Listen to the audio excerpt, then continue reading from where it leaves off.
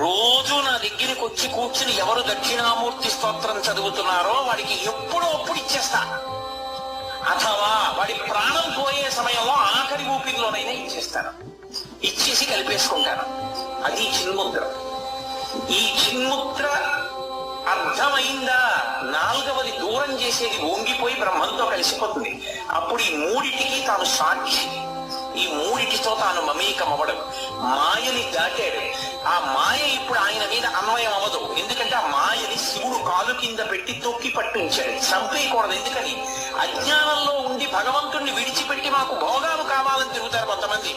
మాకు జాగ్రత్త స్వప్న సుషుప్తి తిరగడం బాగుంది, భూత భవిష్యత్ వర్తమాన కాలాలు బాగున్నాయి, స్థూల సూక్ష్మ కారణ శరీరాలు బాగున్నాయి అని తిరిగే వాళ్ళు ఉంటారు. ఆ తిరిగే వాళ్ళని తిరగని వాళ్ళందుకని మాయ వాళ్ళ కోసం అందుకే చంపడు, తొక్కి పట్టు ఉంచుతాడంతే. ఆయన నవ్వుతూ ఉంటాడు. నేను ఎవరి మీద పడాలో వాళ్ళ మీద పడతాను. చాలా మంది ఉన్నారు నాకు. ఒక్కడిని నువ్వు అనుగ్రహించు.